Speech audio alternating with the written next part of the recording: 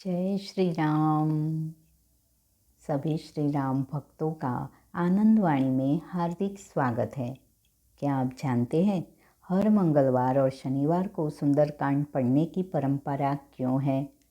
क्यों लोग कहते हैं कि सुंदरकांड का पाठ डर, संकट और नकारात्मकता को दूर करता है? आज हम सुंदरकांड की चौपाइयाँ नहीं बल्कि उसकी सरल हिंदी अर्थ और जीवन में उसका महत्व लेके आए हैं। सुंदरकांड हमें भगवान श्री राम की नहीं बल्कि हनुमान जी की शक्ति, भक्ति और विश्वास की कहानी दिखाता है। जब जीवन में डर हो, आत्मविश्वास कम हो या रास्ता समझ में न आए, तब सुंदरकांड हमें याद दिलाता है कि सच्ची श्रद्धा और साहस से हर असंभव काम संभव हो सकता है। इसीलिए मंगलवार और शनिवार को इसका पाठ किया जाता है, क्योंकि ये दिन हनुमान जी की उपासना के माने जाते हैं। मान्यता है कि नियमित रूप से सुंदरकांड का पाठ करने से मन शांत होता है, भय कम होता है और जीवन में सकारात्मक ऊर्जा बढ़ती है। सुंदरकांड सिर्फ एक धार्मिक पाठ नहीं है, यह हमें सिखाता है विश्वास, सेवा और समर्पण से हर कठिनाई पार की जा सकती है। तो हर शनिवार और मंगलवार को सुंदरकांड का पाठ नियमित पठन करेंगे और श्रवण मनन करेंगे। जय श्री राम, जय श्री हनुमान। जय श्री राम, जय श्री वीर हनुमान। श्री गणेशाय नमः। श्री जानकी वल्लभो विजयते।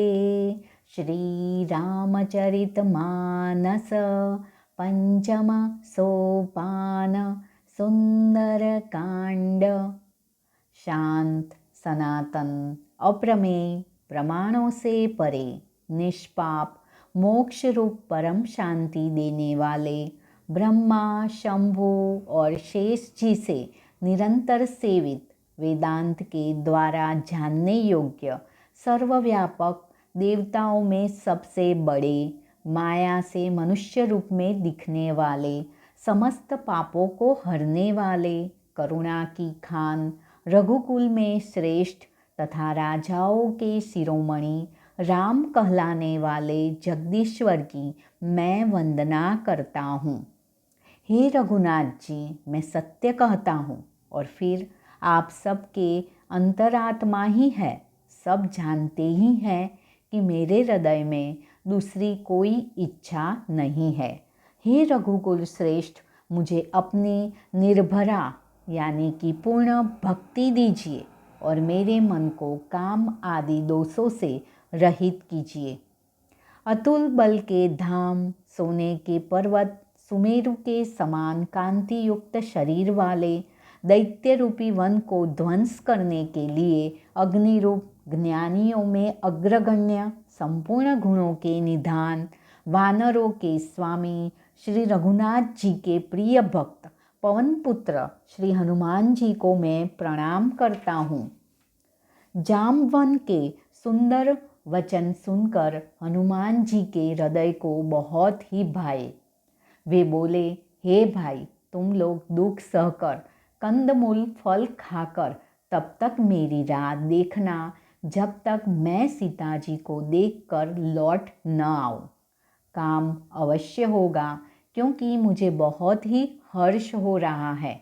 यह कहकर और सबको मस्तक नवाकर तथा हृदय में श्री रघुनाथ जी को धारण करके हनुमान जी हर्षित होकर चले। समुद्र के तीर पर एक सुंदर पर्वत था। हनुमान जी खेल से ही, अनायास ही कूदकर उसके ऊपर जा चढ़े और बार बार श्री रघुवीर का स्मरण करके अत्यंत बलवान हनुमान जी उस पर से बड़े वेग से उछले। जिस पर्वत पर हनुमान जी पैर रख कर चले, जिस पर से वे उछले, वह तुरंत ही पाताल में धंस गया। जैसे रघुनाथ जी का अमोघ बाण चलता है, उसी तरह हनुमान जी चले।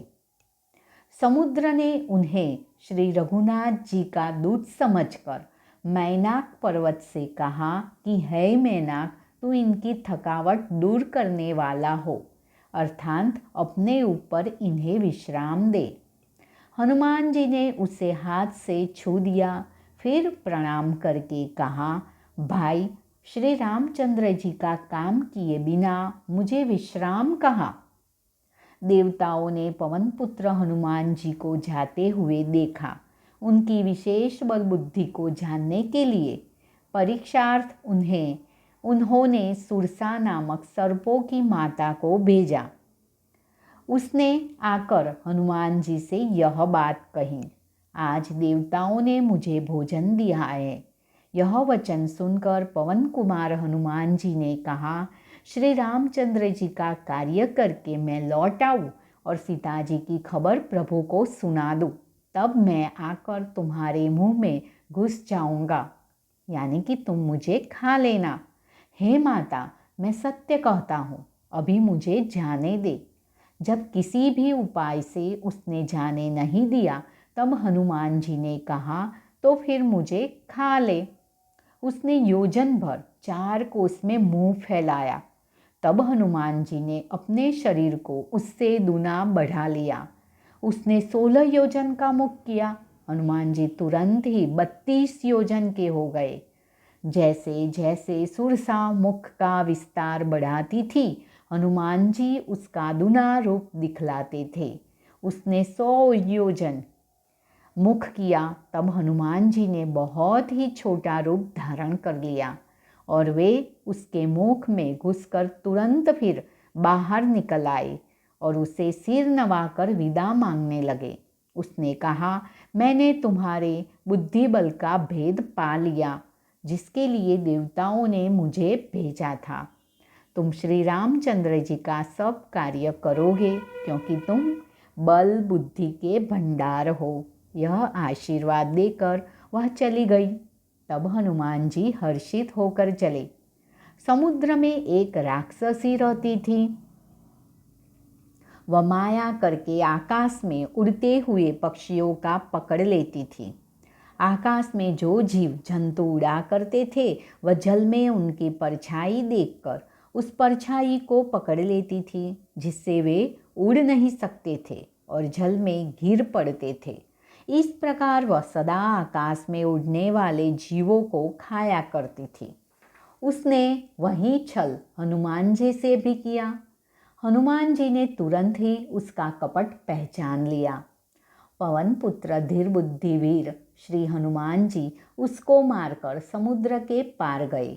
वहाँ जाकर उन्होंने वन की शोभा देखी। मधु पुष्प रस के लोभ से भौरे गुंजार कर रहे थे। अनेकों प्रकार के वृक्ष फल फूल से शोभित है। पक्षी और पशुओं के समूह को देखकर तो वे मन में बहुत ही प्रसन्न हुए। सामने एक विशाल पर्वत देखकर हनुमान जी भय त्याग कर उस पर दौड़कर जा चढ़े। शिवजी कहते हैं, हे उमा, इसमें वानर हनुमान जी की कुछ बड़ाई नहीं है। यह प्रभु का प्रताप है, जो काल को भी खा जाता है। पर्वत पर चढ़कर उन्होंने लंका देखी। बहुत ही बड़ा किला है, कुछ कहा नहीं जाता। वह अत्यंत ऊंचा है। उसके चारों ओर समुद्र है। सोने के परकोटे चार दीवारी का परम प्रकाश हो रहा है। विचित्र मणियों से जड़ा हुआ सोने का परकोटा है। उसके अंदर बहुत से सुंदर सुंदर घर है। चौराहे, बाजार, सुंदर मार्ग और गलियां है। सुंदर नगर बहुत प्रकार से सजा हुआ है। हाथी, घोड़े, खच्चरों के समूह तथा पैदल और रथों के समूह को कौन गिन सकता है। अनेक रूपों के राक्षसों के दल है। उनकी अत्यंत बलवती सेना वर्णन करते नहीं बनती। वन, बाग, उपवन, फुलवाड़ी, तालाब, कुएं और बावलिया सुशोभित है। मनुष्य, नाग, देवताओं और गंधर्वों की कन्याएं अपने सौंदर्य से मुनियों के भी मनों को मोहे लेती हैं। कहीं पर्वत के समान विशाल शरीर वाले बड़े ही बलवान मल्ल पहलवान गरज रहे हैं। वे अनेकों अखाड़ों में बहुत प्रकार से भिड़ते और एक दूसरे को ललकारते हैं। भयंकर शरीर वाले करोड़ों योद्धा यत्न करके बड़ी सावधानी से नगर की चारों दिशा में सब ओर से रखवाली करते हैं। कहीं दुष्ट राक्षस भैंसों, मनुष्यों, गायों, गधों और बकरों को खा रहे हैं। तुलसीदास ने इनकी कथा इसीलिए कुछ थोड़ी सी कही है कि यह निश्चय ही रामचंद्र जी के बाण रूपी तीर्थ में शरीरों को त्याग कर परम गति पावेंगे। नगर के बहुसंख्यक रखवालों को देखकर हनुमान जी ने मन में विचार किया कि अत्यंत छोटा रूप धरूं और रात के समय नगर में प्रवेश करूं। हनुमान जी मच्छड़क के समान छोटा सा रूप धारण कर नर रूप से लीला करने वाले भगवान श्री रामचंद्र जी का स्मरण करके लंका को चले। लंका के द्वार पर लंकिनी नाम की एक राक्षसी रहती थी। वह बोली, मेरा निरादर करके बिना मुझसे पूछे कहाँ चला जा रहा है? हे मूर्ख, तूने मेरा भेद नहीं जाना? जहाँ तक जितने चोर है वे सब मेरे आहार है। महाकपि हनुमान जी ने उसे एक घुसा मारा, जिससे वह खून की उल्टी करती हुई पृथ्वी पर लुढ़क पड़ी। वह लंकिनी फिर अपने को संभाल कर उठी और डर के मारे हाथ जोड़कर विनंती करने लगी। वह बोली, रावण को जब ब्रह्मा जी ने वर दिया था तब चलते समय उन्होंने मुझे राक्षसों के विनाश की यह पहचान बता दी थी कि जब तू बंदर के मारने से व्याकुल हो जाए तब तू राक्षसों का संहार हुआ जान लेना। हे तात, मेरे बड़े पुण्य हैं जो मैं श्री रामचंद्र जी के दूत आपको नेत्रों से देख पाई। हे तात, स्वर्ग और मोक्ष के सब सुखों को तराजू के एक पलड़े में रखा जाए तो भी वे सब मिलकर दूसरे पलड़े पर रखे हुए उस सुख के बराबर नहीं हो सकते जो क्षण मात्र के सत्संग से होता है। अयोध्यापुरी के राजा श्री रघुनाथ जी को हृदय में रखे हुए नगर में प्रवेश करके सब काम कीजिए। उसके लिए विष अमृत हो जाता है, शत्रु मित्रता करने लगते हैं, समुद्र गाय के खुर के बराबर हो जाता है, अग्नि में शीतलता आ जाती है, और हे गरुड़ जी, सुमेरु पर्वत उसके लिए रज के समान हो जाता है। जिसे श्री रामचंद्र जी ने एक बार कृपा करके देख लिया, तब हनुमान जी ने बहुत ही छोटा रूप धारण किया और भगवान का स्मरण करके नगर में प्रवेश किया। उन्होंने एक एक प्रत्येक महल की खोज की, जहाँ तहाँ असंख्य योद्धा देखे। फिर वे रावण के महल में गए। वह अत्यंत विचित्र था, जिसका वर्णन नहीं हो सकता। हनुमान जी ने उस रावण को शयन किए देखा, परंतु महल में जानकी जी नहीं दिखाई दी। फिर एक सुंदर महल दिखाई दिया। वहाँ उसमें भगवान का एक अलग मंदिर बना हुआ था। वह महल श्री राम जी के आयुध धनुष्य बाण के चिन्हों से अंकित था। उसकी शोभा वर्णन नहीं की जा सकती। वहाँ नवीन नवीन तुलसी जी के वृक्ष समूह को देखकर कपिराज श्री हनुमान जी हर्षित हुए। लंका तो राक्षसों के समूह का निवास स्थान है, यहाँ सज्जन साधु पुरुष का निवास कहाँ? हनुमान जी मन में इस प्रकार तर्क करने लगे। उसी समय विभीषण जी जागे। उन्होंने विभीषण ने राम नाम का स्मरण उच्चारण किया। हनुमान जी ने उन्हें सज्जन जाना और हृदय में हर्षित हुए। हनुमान जी ने विचार किया कि इनसे हट करके अपनी ओर से ही परिचय करूँगा, क्योंकि साधु से कार्य की हानि नहीं होती, लाभ ही होता है। ब्राह्मण का रूप धरकर हनुमान जी ने उन्हें वचन सुनाए। पुकारा सुनते ही विभीषण जी उठकर वहाँ आए। प्रणाम करके कुशल पूछी और कहा कि हे ब्राह्मण देव, अपनी कथा समझाकर कहिए। क्या आप हरिभक्तों में से कोई है? क्योंकि आपको देखकर मेरे हृदय में अत्यंत प्रेम उमड़ रहा है। अथवा क्या आप दिनों से प्रेम करने वाले स्वयं श्री राम जी ही हैं, जो मुझे बड़भागी बनाने घर बैठे दर्शन देकर कुतार्थ करने आए हैं? तब हनुमान जी ने श्री रामचंद्र जी की सारी कथा कहकर अपना नाम बताया। सुनते ही दोनों के शरीर पुलकित हो गए और श्री रामचंद्र जी के गुण समूह का स्मरण करके दोनों के मन प्रेम और आनंद में मग्न हो गए। विभीषण जी ने कहा, हे पवन पुत्र, मेरी रहनी सुनो। मैं यहाँ वैसे ही रहता हूँ जैसे दांतों के बीच में बेचारी जीभ। हे तात, मुझे अनाथ जानकर सूर्यकुल के नाथ श्री रामचंद्र जी क्या कभी मुझ पर कृपा करेंगे? मेरे तामसी राक्षस शरीर होने से साधन तो कुछ बनता नहीं और मन में श्री रामचंद्र जी के चरण कमलों में प्रेम ही है। परंतु हे हनुमान, अब मुझे विश्वास हो गया है कि रामचंद्र जी मुझ पर कृपा है, क्योंकि हरि की कृपा के बिना संत नहीं मिलते। जब श्री रघुवीर ने कृपा की है तभी तो आपने मुझे हट करके अपनी ओर से दर्शन दिए हैं। हनुमान जी ने कहा, हे विभीषण जी, सुनिए, प्रभु की यही रीति है कि वे सेवक पर सदा ही प्रेम किया करते हैं।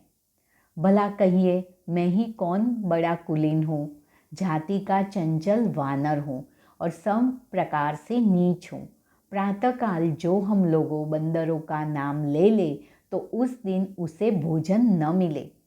हे सखा सुनिए, मैं ऐसा अधम हूँ, पर श्री रामचंद्र जी ने तो मुझ पर भी कृपा ही की है। भगवान ने गुणों का स्मरण करके हनुमान जी के दोनों नेत्रों में प्रेमाश्रुओं का जल भर आया। जो जानते हुए भी ऐसे स्वामी श्री रघुनाथ जी को भुलाकर विषयों के पीछे भटकते फिरते हैं, वे दुखी क्यों न हो। इस प्रकार श्री रामचंद्र जी के गुण समूह को कहते हुए उन्होंने परम शांति प्राप्त की। फिर विभीषण जी ने श्री जानकी जी जिस प्रकार वहाँ लंका में रहती थी वह सब कथा कही। तब हनुमान जी ने कहा, हे भाई सुनो, मैं जानकी माता को देखना चाहता हूँ। विभीषण जी ने माता के दर्शन की सब युक्तियाँ उपाय कह सुनाई। तब हनुमान जी विदा लेकर चले। फिर वही पहले का मशक सरीखा रूप धरकर वहाँ गए जहाँ अशोक वन में वन के जिस भाग में सीता जी रहती थी। सीता जी को देखकर हनुमान जी उन्हें मन ही में प्रणाम किया। उन्हें बैठे ही बैठे रात्रि के चारों पहर बीत जाते हैं। शरीर दुबला हो गया है, सिर पर जटाओं की एक वेणी है, हृदय में श्री रघुनाथ जी के गुण समूह का जाप स्मरण करती रहती है। श्री जानकी जी नेत्रों को अपने चरणों में लगाए हुए हैं, नीचे की ओर देख रही हैं और मन श्री राम जी के चरण कमलों में लीन है। जानकी जी को दिन दुखी देखकर पवन पुत्र हनुमान जी बहुत ही दुखी हुए। हनुमान जी वृक्ष के पत्तों में छिप रहे और विचार करने लगे कि हे भाई, क्या करूं, इनका दुख कैसे दूर करूं। उसी समय बहुत सी स्त्रियों को साथ लिए सज धज कर रावण वहां आया। उस दुष्ट ने सीता जी को बहुत प्रकार से समझाया, साम दान भय और भेद दिखलाया।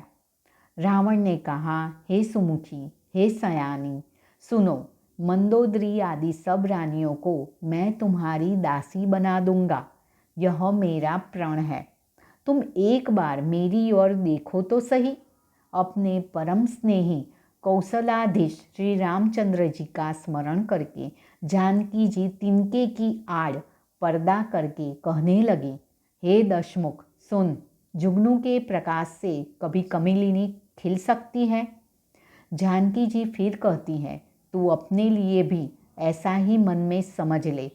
रे दुष्ट, तुझे श्री रघुवीर के बाण की खबर नहीं है। रे पापी, तू मुझे सुने में हर लाया है। रे अधम निर्लज्ज, तुझे लज्जा नहीं आती। अपने को जुगनू के समान और रामचंद्र जी को सूर्य के समान सुनकर और सीता जी के कठोर वचनों को सुनकर रावण तलवार निकालकर बड़े गुस्से में आकर बोला, सीता, तूने मेरा अपमान किया है। मैं तेरा सिर इस कठोर कृपाण से काट डालूंगा, नहीं तो अब भी जल्दी मेरी बात मान ले हे सुमुखी, नहीं तो जीवन से हाथ धोना पड़ेगा। सीता जी ने कहा, हे दशग्रीव, प्रभु की भुजा जो श्याम कमल की माला के समान सुंदर और हाथी की सूंड के समान पुष्ट तथा विशाल है, या तो वह भुजा ही मेरा कंठ में पड़ेगी या तेरी भयानक तलवार ही। रे सठ, सुन, यही मेरा सच्चा प्रण है। सीता जी कहती है, हे चंद्रहास, तलवार श्री रघुनाथ जी के विरह की अग्नि से उत्पन्न मेरी बड़ी भारी जलन को तू हर ले। हे तलवार, तू शीतल, तीव्र और श्रेष्ठ धारा बहाती है, अर्थात तेरी धारा ठंडी और तेज है। तू मेरे दुख के बोझ को हर ले। सीता जी के यह वचन सुनते ही वह मारने दौड़ा। तब मय दानव की पुत्री मंदोदरी ने नीति कहकर उसे समझाया। तब रावण ने सब राक्षसियों को बुलाकर कहा कि जाकर सीता को बहुत प्रकार से भय दिखलाओ। यही महीने भर में यह कहा न माने तो मैं इसे तलवार निकालकर मार डालूंगा। यह कहकर रावण घर चल गया। यहाँ राक्षसियों के समूह बहुत से बुरे रूप धरकर सीता जी को भय दिखलाने लगे। उनमें एक त्रिजटा नाम की राक्षसी थी। उसकी श्री रामचंद्र जी के चरणों में प्रीति थी। वह विवेक ज्ञान में निपुण थी। उसने सबों को बुलाकर अपना स्वप्न सुनाया और कहा, सीता जी की सेवा करके अपना कल्याण कर लो। स्वप्ने में मैंने देखा कि एक बंदर ने लंका जला दी। राक्षसों की सारी सेना मार डाली गई। रावण नंगा है और गधे पर सवार है। उसके सिर मुंडे हुए हैं, 20 भुजाएं कटी हुई है। इस प्रकार से वह दक्षिण यमपुरी की दिशाओं को जा रहा है और मानो लंका विभीषण ने पाई है। नगर में श्री रामचंद्र जी की दुहाई फिर गई। तब प्रभु ने सीता जी को बुला भेजा। मैं पुकार कर निश्चय के साथ कहती हूँ कि यह स्वप्न कुछ ही दिनों बाद सत्य होकर रहेगा। उसके वचन सुनकर वे सब राक्षसियाँ डर गई और जानकी जी के चरणों में गिर पड़ी। तब इसके बाद वह सब जहाँ तहाँ चली गई। सीता जी मन में सोच करने लगी कि 1 महीना बीत जाने पर नीच राक्षस रावण मुझे मारेगा। सीता जी हाथ जोड़कर त्रिजटा से बोली, हे माता, तू मेरी विपत्ति की संगिनी है। जल्दी कोई ऐसा उपाय कर जिससे मैं शरीर छोड़ सकूं। विरह असह्य हो चला है, अब यह सहा नहीं जाता। काठ लाकर चिता बनाकर सजा ले। हे माता, फिर उसमें आग लगा दे। हे सयानी, तू मेरी प्रीति को सत्य कर दे। रावण की शूल के समान दुख देने वाली वाणी कानों से कौन सुने। सीता जी के वचन सुनकर त्रिजटा ने चरण पकड़कर उन्हें समझाया और प्रभु का प्रताप, बल और सुयश सुनाया। उसने कहा, हे सुकुमारी, सुनो, रात्रि के समय आग नहीं मिलेगी। ऐसा कहकर वह अपने घर चली गई। सीता जी मन ही मन कहने लगी, क्या करूं, विधाता ही विपरीत हो गया। न आग मिलेगी न पीड़ा मिटेगी। आकाश में अंगारे प्रकट दिखाई दे रहे हैं पर पृथ्वी पर एक भी तारा नहीं आता। चंद्रमा अग्निमय है किंतु वह भी मानो मुझे हतभागिनी जानकर आग नहीं बरसाता। हे अशोक वृक्ष, मेरी विनती सुन, मेरा शोक हर ले और अपना अशोक नाम सत्य कर। तेरे नए नए कोमल पत्ते अग्नि के समान है। अग्नि दे, विरह रोग का अंत मत कर। अर्थात विरह रोग को बढ़ाकर सीमा तक न पहुंचा। सीता जी को विरह से परम व्याकुल देखकर वह क्षण हनुमान जी को कल्प के समान बीता। तब हनुमान जी ने हृदय में विचार कर सीता जी के सामने अंगूठी डाल दी। मानो अशोक ने अंगारा दे दिया। यह समझकर सीता जी ने हर्षित होकर उठकर उसे हाथ में ले लिया। तब उन्होंने राम नाम से अंकित अत्यंत सुंदर एवं मनोहर अंगूठी देखी। अंगूठी को पहचान कर सीता जी आश्चर्यचकित होकर उसे देखने लगी। हर्ष तथा विषाद से हृदय में अकुला उठी। वे सोचने लगी, श्री रघुनाथ जी तो सर्वथा अजय है, उन्हें कौन जीत सकता है और माया से ऐसी माया के उपादान से सर्वथा रहित दिव्य चिन्मय अंगूठी बनाई नहीं जा सकती। सीता जी मन में अनेक प्रकार के विचार कर रही थी। इसी समय हनुमान जी मधुर वचन बोले। वे श्री रामचंद्र जी के गुणों का वर्णन करने लगे, जिनके सुनते ही सीता जी का दुख भाग गया। वे कान और मन लगाकर उन्हें सुनने लगी। हनुमान जी ने आदि से लेकर सारी कथा कह सुनाई। सीता जी बोली, जिसने कानों के लिए अमृत रूप यह सुंदर कथा कही, वह हे भाई प्रकट क्यों नहीं होता। तब हनुमान जी पास चले गए। उन्हें देखकर सीता जी फिर कर मुख फेर कर बैठ गई। उसके मन में आश्चर्य हुआ। हनुमान जी ने कहा, हे माता जानकी, मैं श्री रामचंद्र जी का दूत हूँ। करुणा निधान की सच्ची शपथ करता हूँ। हे माता, यह अंगूठी मैं ही लाया हूँ। श्री राम जी ने मुझे आपके लिए यह शहीदानी निशानी या पहचान दी है। सीता जी ने पूछा, नर और वानर का संग कहो कैसे हुआ। तब हनुमान जी ने जैसे संग हुआ था वह सब कथा कही। हनुमान जी के प्रेम युक्त वचन सुनकर सीता जी के मन में विश्वास उत्पन्न हो गया। उन्होंने जान लिया कि यह मन वचन और कर्म से कृपा सागर श्री रघुनाथ जी का दास है। भगवान का जन सेवक जानकर अत्यंत गाढ़ी प्रीति हो गई। नेत्रों में प्रेमाश्रुओं का जल भर आया और शरीर अत्यंत पुलकित हो गया। सीता जी ने कहा, हे तात हनुमान, विरह सागर में डूबती हुई मुझको तुम जहाज हुए। मैं बलिहारी जाती हूँ। अब छोटे भाई लक्ष्मण जी सहित खर के शत्रु सुखधाम प्रभु का कुशल मंगल कहो। श्री रघुनाथ जी तो कोमल हृदय और कृपालु है। फिर हे हनुमान, उन्होंने किस कारण यह निष्ठुरता धारण कर ली है। सेवक को सुख देना उनकी स्वाभाविक बान है। वे रघुनाथ जी क्या कभी मेरी भी याद करते हैं। हे तात, क्या कभी उनके कोमल सांवले अंगों को देखकर मेरे नेत्र शीतल होंगे। मुंह से वचन नहीं निकलता। नेत्रों में विरह के आंसू का जल भर आया। बड़े दुख से वे बोली, हाँ नाथ, आपने मुझे बिल्कुल ही भुला दिया। सीता जी को विरह से परम व्याकुल देखकर हनुमान जी कोमल और विनीत वचन बोले। हे माता, सुंदर कृपा के धाम प्रभु भाई लक्ष्मण जी के सहित शरीर से कुशल है, परंतु आपके दुख से दुखी है। हे माता, मन में ग्लानि न मानिए, मन छोटा करके दुख न कीजिए। श्री रामचंद्र जी के हृदय में आपसे दुना प्रेम है। हे माता, अब धीरज धरकर श्री रघुनाथ जी का संदेश सुनिए। ऐसा कहकर हनुमान जी प्रेम से गदगद हो गए। उनके नेत्रों में प्रेमाश्रुओं का जल भर आया। हनुमान जी बोले, श्री रामचंद्र जी ने कहा है कि हे सीते, तुम्हारे वियोग में मेरे लिए सभी पदार्थ प्रतिकूल हो गए हैं।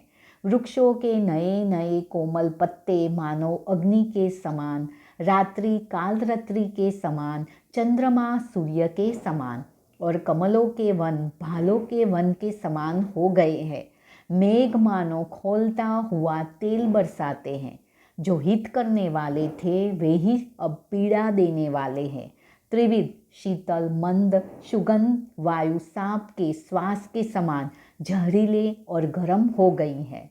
मन का दुख कह डालने से भी कुछ घट जाता है, पर कहूँ किससे, यह दुख कोई जानता नहीं। हे प्रिय, मेरे और तेरे प्रेम का तत्व रहस्य एक मेरा ही मन ही जानता है और वह मन सदा तेरे ही पास रहता है। बस मेरे प्रेम का सार इतने में ही समझ ले। प्रभु का संदेश सुनते ही जानकी जी प्रेम में मग्न हो गई। उन्हें शरीर की सुध न रही। हनुमान जी ने कहा, हे माता, हृदय में धैर्य धारण करो। सेवकों को सुख देने वाले श्री राम जी का स्मरण करो। श्री रघुनाथ जी की प्रभुता को हृदय में लाओ और मेरे वचन सुनकर कायरता छोड़ दो।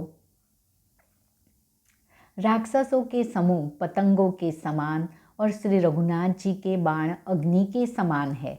हे माता, हृदय में धैर्य धारण करो और राक्षसों को जला ही समझो।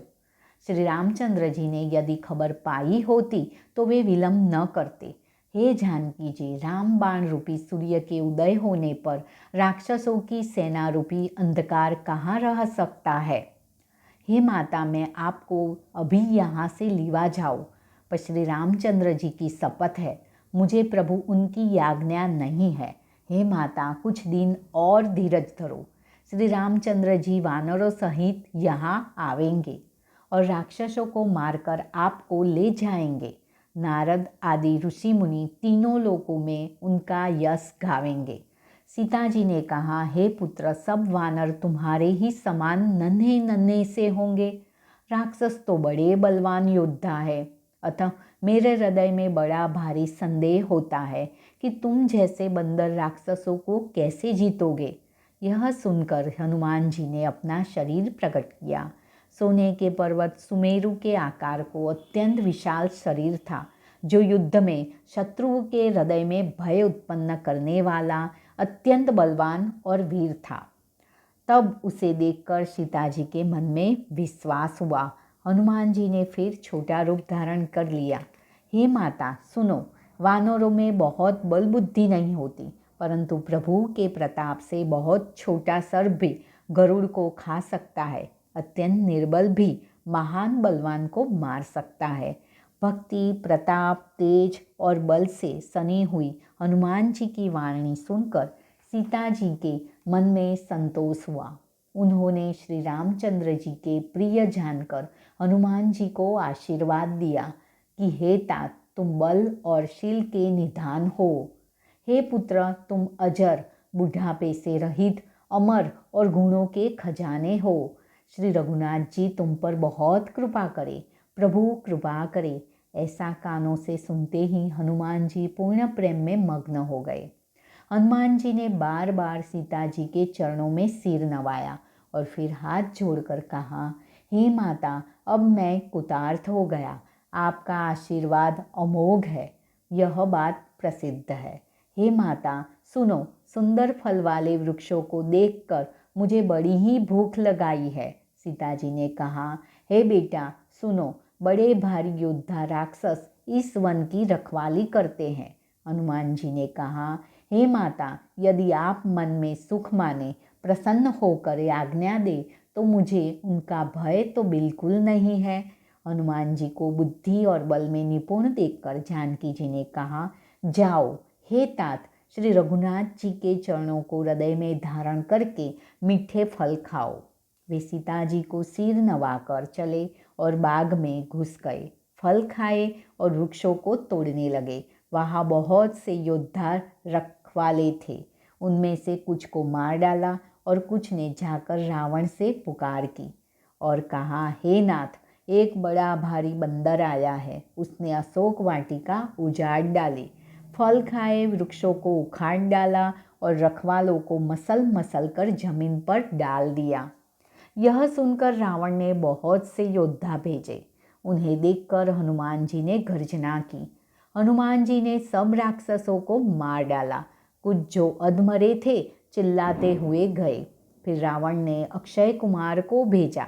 वह असंख्य श्रेष्ठ योद्धाओं को साथ लेकर चला। उसे आते देखकर हनुमान जी ने एक वृक्ष हाथ में लेकर ललकारा और उसे मारकर महाध्वनि बड़े जोर से गर्जना की।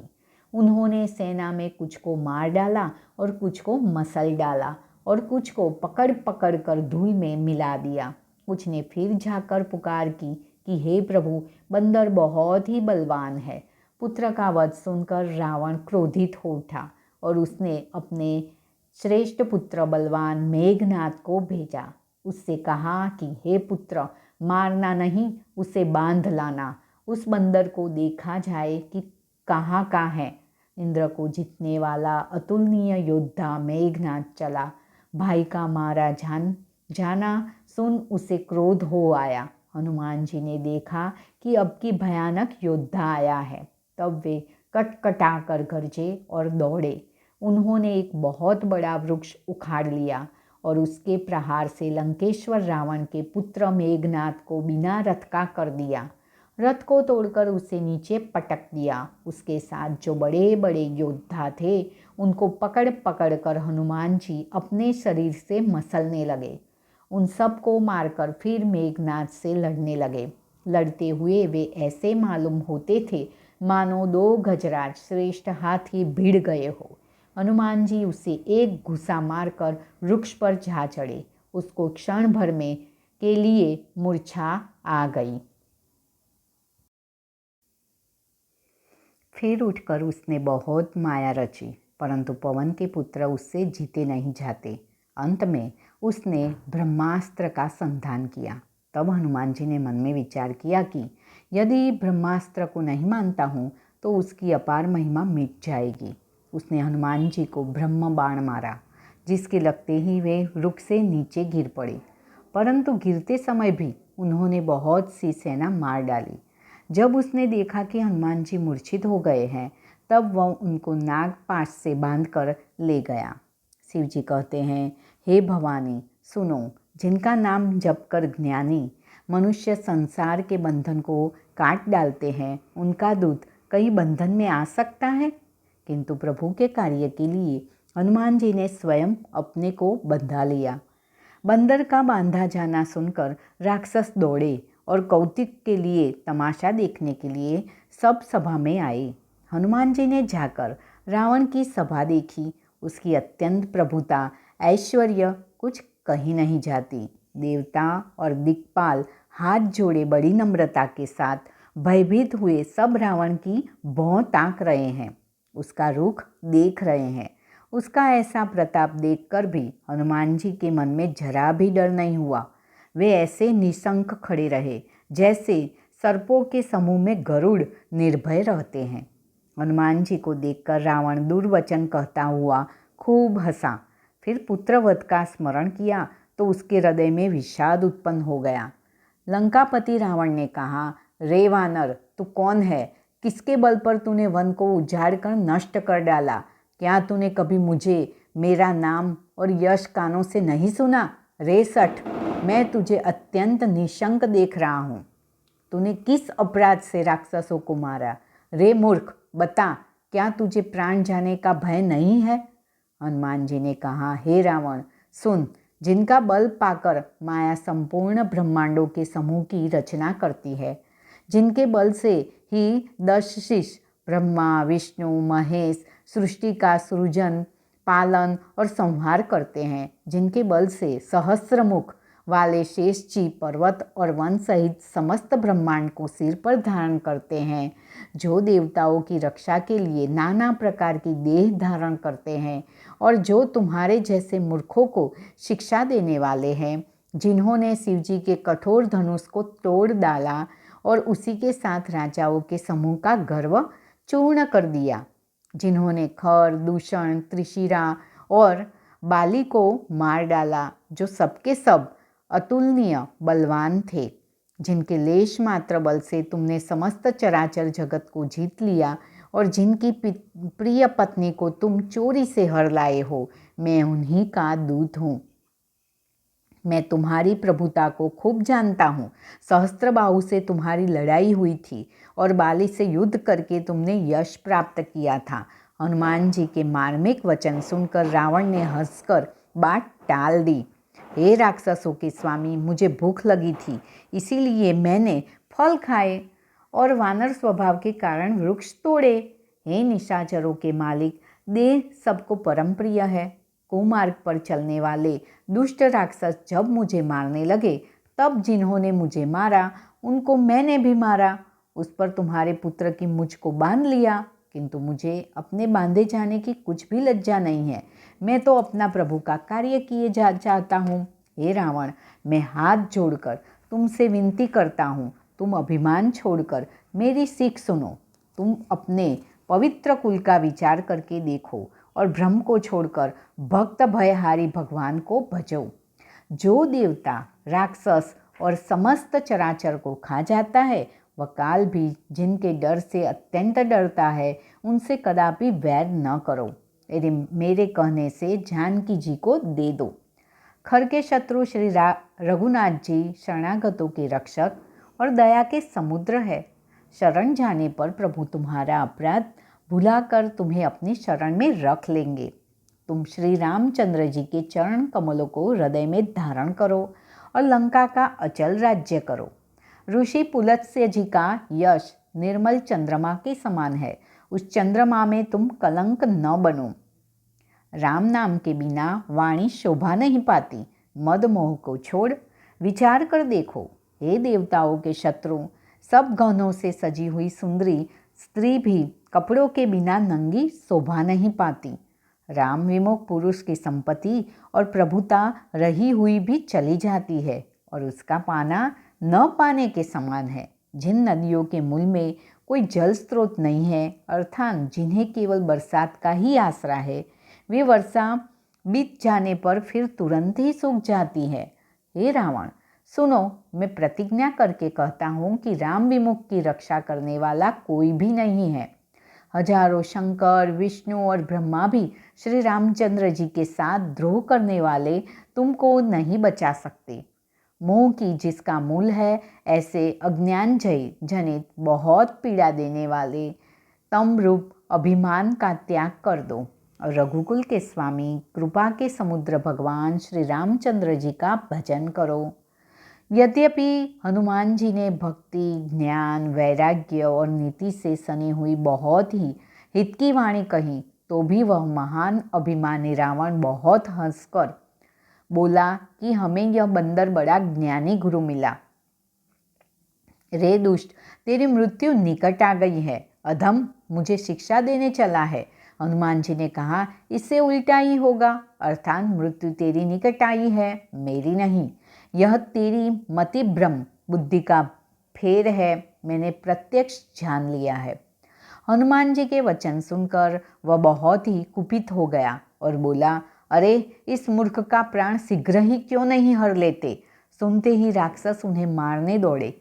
उसी समय मंत्रियों के साथ विभीषण जी वहां आ पहुंचे। उन्होंने सिर नवाकर बहुत विनय करके रावण से कहा कि दूत को मारना नहीं चाहिए, यह नीति के विरुद्ध है। हे घोसाई, कोई दूसरा दंड दिया जाए। सबने कहा, भाई, यह सलाह उत्तम है। यह सुनते ही रावण हंसकर बोला, अच्छा, तो बंदर को अंग भंग करके भेज दिया जाए। मैं सबको समझाकर कहता हूँ कि बंदर की ममता पूंछ पर होती है, अतः तेल में कपड़ा डबोकर इसकी पूंछ में बांधकर फिर आग लगा दो। जब बिना पूंछ का यह बंदर वहाँ अपने स्वामी के पास जाएगा, तब यह मूर्ख अपने मालिक को साथ ले आएगा, जिनकी इसने बहुत बड़ाई की है। मैं जरा उनकी प्रभुता, सामर्थ्य तो देखूं। यह वचन सुनते ही हनुमान जी मन में मुस्कुराए और मन ही मन बोले कि मैं जान गया, सरस्वती जी इसे ऐसी बुद्धि देने में सहायक हुई है। रावण के वचन सुनकर मूर्ख राक्षस वही पूंछ में आग लगाने की तैयारी करने लगे। पूंछ के लपेटने में इतना कपड़ा और घी तेल लगा कि नगर में कपड़ा, घी और तेल नहीं रह गया। हनुमान जी ने ऐसा खेल किया कि पूंछ बढ़ गई, लंबी हो गई। नगरवासी लोग तमाशा देखने आए। वे हनुमान जी को पैर से ठोकर मारते हैं और उनकी बहुत हंसी करते हैं। ढोल बजते हैं, सब लोग तालियां पीटते हैं। हनुमान जी को नगर में फिराकर फिर पूंछ में आग लगा दी। अग्नि को जलते हुए देखकर हनुमान जी तुरंत ही बहुत छोटे रूप में हो गए। बंधन से निकलकर वे सोने की अटारियों पर जा चढ़े। उनको देखकर राक्षसों की स्त्रियां भयभीत हो गई। उस समय भगवान की प्रेरणा से 49 पवन चलने लगे। हनुमान जी अट्टहास करके गरजे और बढ़कर आकाश से जा लगे। देह बड़ी विशाल परंतु बहुत ही हल्की है। वे दौड़कर एक महल से दूसरे महल पर चढ़ जाते हैं। नगर जल रहा है, लोग बेहाल हो गए हैं। आग की करोड़ों भयंकर लपटें झपट रही हैं। हाय बप्पा, हाय मैया, इस अवसर पर हमें कौन बचावेगा। चारों ओर यही पुकार सुनाई पड़ रही है। हमने तो पहले ही कहा था कि यह वानर नहीं है, वानर का रूप धरे कोई देवता है। साधु के अपमान का यह फल है कि नगर अनाथ के नगर की तरह जल रहा है। हनुमान जी ने एक ही क्षण में सारा नगर जला डाला, एक विभीषण का घर नहीं जलाया। शिव जी कहते हैं, हे पार्वती, जिन्होंने अग्नि को बनाया हनुमान जी उन्हें के दूत है, इसी कारण वे अग्नि से नहीं जले। हनुमान जी ने उलट पुलट कर एक ओर से दूसरी ओर तक सारी लंका जला दी। फिर वे समुद्र में कूद पड़े। पूछ बुझाकर थकावट दूर करके और फिर छोटा सा रूप धारण कर हनुमान जी श्री जानकी जी के सामने हाथ जोड़कर जा खड़े हुए। हनुमान जी ने कहा, हे माता, मुझे कोई चिन्ह दीजिए जैसे रघुनाथ जी ने मुझे दिया था। तब सीता जी ने चूड़ामणि उतार कर दी। हनुमान जी ने उसको हर्षपूर्वक ले लिया। जानकी जी ने कहा, हे तात, मेरा प्रणाम निवेदन करना और इस प्रकार कहना, हे प्रभु, यद्यपि आप सब प्रकार से पूर्ण काम है, आपको किसी प्रकार की कामना नहीं है, तथापि दीनों दुखियों पर दया करना आपका विरध है और मैं दीन हूँ। अतः उस विरध को याद करके हे नाथ, मेरे भारी संकट को दूर कीजिए। हे तात, इंद्रपुत्र जयंत की कथा घटना सुनाना और प्रभु को उनके बाण का प्रताप समझाना। यदि महीने भर में नाथ न आए तो फिर मुझे जीती न पाएंगे। हे हनुमान, कहो मैं किस प्रकार प्राण रखूं? हे तात, तुम भी अब जाने को कह रहे हो। तुमको देखकर छाती ठंडी हुई थी। फिर मुझे वही दिन और वही रात। हनुमान जी ने जानकी जी को समझाकर बहुत प्रकार से धीरज दिया और उनके चरण कमलों में सिर नवाकर श्री राम जी के पास गमन किया। चलते समय उन्होंने महान ध्वनि से भारी गर्जना किया, जिसे सुनकर राक्षसों की स्त्रियों के गर्भ गिरने लगे। समुद्र लांघकर वे इस पार आए और उन्होंने वानरों को किलकिला शब्द सुनाया। हनुमान जी को देखकर सब हर्षित हो गए और तब वानरों ने अपना नया जन्म समझा। हनुमान जी का मुख प्रसन्न है और शरीर में तेज विराजमान है, जिससे उन्होंने समझ लिया कि ये रामचंद्र जी का कार्य कर आए हैं। सब हनुमान जी से मिले और बहुत ही सुखी हुए। जैसे तड़पती हुई मछली को जल मिल गया हो, सब हर्षित होकर नए नए इतिहास पूछते कहते हुए श्री रघुनाथ जी के पास चले। तब सब लोग मधुवन के भीतर आए और अंगद की सम्मति से सबने मधुर फल खाए। जब रखवाले बरजने लगे तब घुसों की मार मारते ही सब रखवाले भाग छूटे। उन सब ने जाकर पुकारा कि युवराज अंगद वन उजाड़ रहे हैं। यह सुनकर सुग्रीव हर्षित हुए कि वानर प्रभु का कार्य कर आए हैं। यदि सीता जी की खबर न पाई होती तो क्या वे मधुवन के फल खा सकते थे? इस प्रकार राजा सुग्रीव मन में विचार कर ही रहे थे कि समाज सहित वानर आ गए। सबने आकर सुग्रीव के चरणों में सिर नवाया। कपिराज सुग्रीव सभी से बड़े प्रेम के साथ मिले। उन्होंने कुशल पूछी। तब वानरों ने उत्तर दिया, आपके चरणों के दर्शन से सब कुशल है। श्री राम जी की कृपा से विशेष कार्य हुआ। कार्य में विशेष सफलता प्राप्त हुई है। हे नाथ, हनुमान जी ने ही सब कार्य किया और सब वानरों के प्राण बचा लिए। यह सुनकर सुग्रीव जी हनुमान जी से फिर मिले और सब वानरों समेत श्री रघुनाथ जी के पास चले। श्री राम जी ने सब वानरों को कार्य किए हुए आते देखा। तब उनके मन में विशेष हर्ष हुआ। दोनों भाई स्फटिक शिला पर बैठे थे। सब वानर जाकर उनके चरणों पर गिर पड़े। दया की राशि श्री रघुनाथ जी सबसे प्रेम सहित गले लगाकर मिले और कुशल पूछी। वानरों ने कहा, हे नाथ, आपके चरण कमलों के दर्शन पाने से अब कुशल है। जामवन ने कहा, हे रघुनाथ जी सुनिए। हे नाथ, जिस पर आप दया करते हैं उसे सदा कल्याण और निरंतर कुशल है। देवता, मनुष्य और मुनि सभी उस पर प्रसन्न रहते हैं। वही विजयी है, वही विनयी है और वही गुणों का समुद्र बन जाते हैं। उसी का सुंदर यश तीनों लोकों में प्रकाशित होता है। प्रभु की कृपा से सब कार्य हुआ। आज हमारा जन्म सफल हो गया। हे नाथ, पवन पुत्र हनुमान ने जो करनी की उसका 1000 मुखों से भी वर्णन नहीं किया जा सकता। तब जामवन ने हनुमान जी के सुंदर चरित्र कार्य की श्री रघुनाथ जी को सुनाए। वे चरित्र सुनने पर कृपानिधि श्री रामचंद्र जी के मन को बहुत ही अच्छे लगे। उन्होंने हर्षित होकर हनुमान जी को फिर हृदय से लगा लिया और कहा, हे तात, कहो सीता किस प्रकार रहती है और अपने प्राणों की रक्षा करती है। हनुमान जी ने कहा, आपका नाम रात दिन पहरा देने वाला है। आपका ध्यान ही किवाड़ है। नेत्रों को अपने चरणों में लगाई रहती है, यही ताला लगा है। फिर प्राण जाए तो किस मार्ग से। चलते समय उन्होंने मुझे चूड़ामणि उतार कर दी।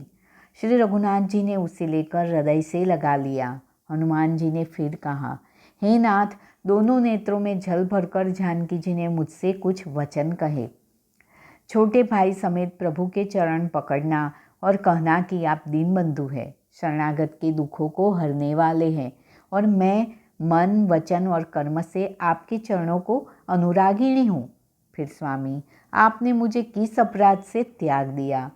हाँ, एक दोष मैं अपना अवश्य मानती हूँ कि आपका वियोग होते ही मेरे प्राण नहीं चले गए, किंतु हे नाथ, यह तो नेत्रों का अपराध है जो प्राणों के निकलने में हठपूर्वक बाधा देता है। वीर अग्नि है, शरीर रुई है और श्वास पवन है। इस प्रकार अग्नि और पवन का संयोग होने से यह शरीर क्षण मात्र में जल सकता है, परंतु नेत्र अपने हित के लिए, प्रभु का स्वरूप देखकर सुखी होने के लिए जल आंसू बरसाते हैं, जिससे विरह की आग से भी देह जलने नहीं पाती। सीता जी की विपत्ति बहुत बड़ी है। हे दीन दयालु, वह बिना कहीं ही अच्छी है, कहने से आपको बड़ा क्लेश होगा। हे करुणा निधान, उनका एक एक पल कल्प के समान बीतता है। अतः हे प्रभु, तुरंत चलिए और अपनी भुजाओं के बल से दुष्टों के दल को जीतकर सीता जी को ले आइए। सीता जी का दुख सुनकर सुख के धाम प्रभु के कमल नेत्रों में जल भर आया और वे बोले, मन, वचन और शरीर से जिसे मेरी ही गति, मेरा ही आश्रय है, उसे क्या स्वप्न में भी विपत्ति हो सकती है। हनुमान जी ने कहा, हे प्रभु, विपत्ति तो वही तभी है जब आपका भजन स्मरण न हो। हे प्रभु, राक्षसों की बात ही कितनी है, आप शत्रु को जीतकर जानकी जी को ले आवेंगे।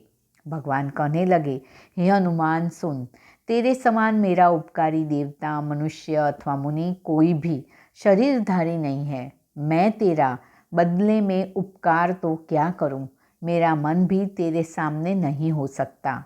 हे पुत्र सुन, मैंने मन में खूब विचार करके देख लिया कि मैं तुझसे उरुण नहीं हो सकता। देवताओं के रक्षक प्रभु बार बार हनुमान जी को देख रहे हैं। नेत्रों में प्रेमाश्रुओं का जल भरा है और शरीर अत्यंत पुलकित है। प्रभु के वचन सुनकर और उनके प्रसन्न मुख तथा पुलकित अंगों को देखकर हनुमान जी हर्षित हो गए और प्रेम में विकल होकर, हे भगवान, मेरी रक्षा करो कहते हुए श्री रामचंद्र जी के चरणों में गिर पड़े। प्रभु उनको बार बार उठाना चाहते हैं, परंतु प्रेम में डूबे हुए हनुमान जी को चरणों से उठाना सुहाता नहीं। प्रभु का कर कमल हनुमान जी के सिर पर है। उस स्थिति का स्मरण करके शिव जी प्रेम मग्न हो गए। फिर मन को सावधान करके शंकर जी अत्यंत सुंदर कथा कहने लगे। हनुमान जी को उठाकर प्रभु ने हृदय से लगाया और हाथ पकड़कर अत्यंत निकट बैठा लिया। हे हनुमान, बताओ तो, रावण के द्वारा सुरक्षित लंका और उसके बड़े बांके किले को तुमने किस तरह जलाया। हनुमान जी ने प्रभु को प्रसन्न जाना और वे अभिमान रहित वचन बोले, बंदर का बस यही बड़ा पुरुषार्थ है कि वह एक डाल से दूसरी डाल पर चला जाता है। मैंने जो समुद्र लांघकर सोने का नगर जलाया और राक्षस गण को मारकर अशोक वन को उजाड़ डाला, यह सब तो हे रघुनाथ जी आप ही का प्रताप है। हे नाथ, इसमें मेरी प्रभुता बड़ाई कुछ भी नहीं है। हे प्रभु, जिस पर आप प्रसन्न हो उसके लिए कुछ भी कठिन नहीं है। आपके प्रभाव से रुई, जो स्वयं बहुत जल्दी जल जाने वाली वस्तु है, बड़वा नल को निश्चय ही जला सकती है, अर्थात असंभव भी संभव हो सकता है। हे नाथ, मुझे अत्यंत सुख देने वाली अपनी निश्चल भक्ति कृपा करके दीजिए। हनुमान जी की अत्यंत सरल वाणी सुनकर हे भवानी, तब प्रभु श्री रामचंद्र जी ने एवमस्तु, ऐसा ही हो, कहा। हे उमा, जिसने श्री रामचंद्र जी का स्वभाव जान लिया, उसे भजन छोड़कर दूसरी बात ही नहीं सुहाती। यह स्वामी सेवक का संवाद जिसके हृदय में आ गया, वही श्री रघुनाथ जी के चरणों की भक्ति पा गया। प्रभु के वचन सुनकर वानरगण कहने लगे, कृपालु आनंद कंद श्री रामचंद्र जी की जय हो, जय हो, जय हो। तब श्री रघुनाथ जी ने कपिराज सुग्रीव को बुलाया और कहा, चलने की तैयारी करो। अब विलंब किस कारण किया जाए, वानरों को तुरंत आज्ञा दो। भगवान की यह लीला रावण वध की तैयारी देखकर बहुत से फूल बरसाकर और हर्षित होकर देवता आकाश से अपने अपने लोक को चले। वानर राज सुग्रीव ने शीघ्र ही वानरों को बुलाया। सेनापतियों के समूह आ गए। वानर भालुओं के झुंड अनेक रंगों के हैं और उनमें अतुलनीय बल है। वे प्रभु के चरण कमलों में सिर नवाते हैं। महान बलवान रिंच और वानर गरज रहे हैं। श्री रामचंद्र जी ने वानरों की सारी सेना देखी, तब कमल नेत्रों से कृपापूर्वक उनकी ओर दृष्टि डाली। राम कृपा का बल पाकर श्रेष्ठ वानर मानो पंख वाले बड़े पर्वत हो गए। तब श्री रामचंद्र जी ने हर्षित होकर कूच किया। अनेक सुंदर और शुभ शकुन हुए, जिनकी कीर्ति सब मंगलों से पूर्ण है। उनके प्रस्थान के समय शकुन होना यह नीति है, लीला की मर्यादा है। प्रभु का प्रस्थान जानकी जी ने भी जान लिया। उनके बाएं अंग फड़क फड़क कर मानो कह देते थे कि रामचंद्र जी आ रहे हैं। जानकी जी को जो जो शकुन होते थे, वही वही रावण के लिए अपशकुन हुए। सेना चली, उसका वर्णन कौन कर सकता है। असंख्य वानर और भालू गर्जना कर रहे हैं। नख ही जिनके शस्त्र है, वे इच्छानुसार सर्वत्र बेरोक टोक चलने वाले रिंच वानर पर्वतों और वृक्षों का धारण किए कोई आकाश मार्ग से और कोई पृथ्वी पर चले जा रहे हैं। वे सिंह के समान गर्जना कर रहे हैं। उनके चलने और गर्जने से दिशाओं के हाथी विचलित होकर चिंगार रहे हैं। दिशाओं के हाथी चिंगारने लगे, पृथ्वी डोलने लगी, पर्वत चंचल हो गए, कांपने लगे और समुद्र खलबला उठे। गंधर्व, देवता, मुनि, नाग, किन्नर सबके सब मन में हर्षित हुए कि अब हमारे दुख टल गए। अनेकों करोड़ भयानक वानर योद्धा कटकटा रहे हैं और करोड़ों ही दौड़ रहे हैं। प्रबल प्रताप कौशलनाथ रामचंद्र जी की जय हो, ऐसा पुकारते हुए वे उनके गुण समूह को गा रहे हैं। उदार, परम श्रेष्ठ एवं महान सर्पराज शेष जी भी सेना का बोझ नहीं सह सकते। वे बार बार मोहित हो जाते, घबरा जाते हैं और पुनः पुनः कच्छप की कठोर पीठ को दांतों से पकड़ते हैं। ऐसा करते अर्थात बार बार दांतों को घुराकर कच्छप की पीठ पर लकीर से खींचते हुए वे कैसे शोभा दे रहे हैं, मानो श्री रामचंद्र जी की सुंदर प्रस्थान यात्रा को परम सुहावनी जानकर उसकी अचल पवित्र कथाओं को सर्पराज शेष जी कच्छप की पीठ पर लिख रहे हो। इस प्रकार कृपा निधान श्री रामचंद्र जी समुद्र तट पर जा उतरे। अनेकों रिंछ वानर वीर जहाँ तहाँ फल खाने लगे। वहाँ लंका में जब से हनुमान जी लंका को जलाकर गए, तब से राक्षस भयभीत रहने लगे। अपने अपने घरों में सब विचार करते हैं कि अब राक्षस कुल की रक्षा का कोई उपाय नहीं है। जिसके दूत का बल वर्णन नहीं किया जा सकता, उसके स्वयं नगर में आने पर कौन भलाई है। हम लोगों की बड़ी बुरी दशा होगी। दूतियों से नगरवासियों के वचन सुनकर मंदोदरी बहुत ही व्याकुल हो गई। वह एकांत में हाथ जोड़कर पति रावण के चरणों में लगी और नीति रस में पगी हुई वाणी बोली, हे प्रियतम, श्री हरि से विरोध छोड़ दीजिए। मेरे कहने को अत्यंत हितकर जानकर हृदय में धारण कीजिए। जिनके दूध की करने का विचार करते ही, स्मरण आते ही राक्षसों की स्त्रियों के गर्भ गिर जाते हैं, वे प्यारे स्वामी, यदि आप भला चाहते हैं तो अपने मंत्री को बुलाकर उसके साथ उनकी स्त्री को भेज दीजिए। सीता आपके कुल रूपी कमलों के वन को दुख देने वाली झाड़ी की रात्रि के समान आई है। हे नाथ, सुनिए, सीता को दिए लौटाए बिना शंभु और ब्रह्मा के किए भी आपका भला नहीं हो सकता। श्री राम जी के बाण सर्पों के समूह के समान है और राक्षसों के समूह मेढक के समान। जब तक वे इन्हें ग्रस्त नहीं लेते तब तक हट छोड़कर उपाय कर लीजिए। मूर्ख और जगत प्रसिद्ध अभिमानी रावण कानों से उसकी वाणी सुनकर खूब हंसा और बोला, स्त्रियों का स्वभाव सचमुच ही बहुत डरपोक होता है, मंगल में भी भय करती है। तुम्हारा मन हृदय बहुत ही कच्चा कमजोर है। यदि वानरों की सेना आवेगी तो बेचारे राक्षस उसे खाकर अपना जीवन निर्वाह करेंगे। लोकपाल भी जिसके डर से कांपते हैं, उसकी स्त्री डरती हो, यह बड़ी हंसी की बात है। रावण ने ऐसा कहकर हंसकर उसे हृदय से लगा लिया और ममता बढ़ाकर अधिक स्नेह दर्शाकर वह सभा में चला गया। मंदोदरी हृदय में चिंता करने लगी कि पति पर विधाता प्रतिकूल हो गए। ज्यों ही वह सभा में जाकर बैठा, उसने ऐसी खबर पाई कि शत्रु की सारी सेना समुद्र के उस पार आ गई है। उसने मंत्रियों से पूछा कि उचित सलाह कहिए, अब क्या करना चाहिए। तब वे सब हंसे और बोले कि चुप किए रहिए, इसमें सलाह की कौन सी बात है। आपने देवताओं और राक्षसों को जीत लिया, तब तो कुछ श्रम ही नहीं हुआ, फिर मनुष्य और वानर किस गिनती में है।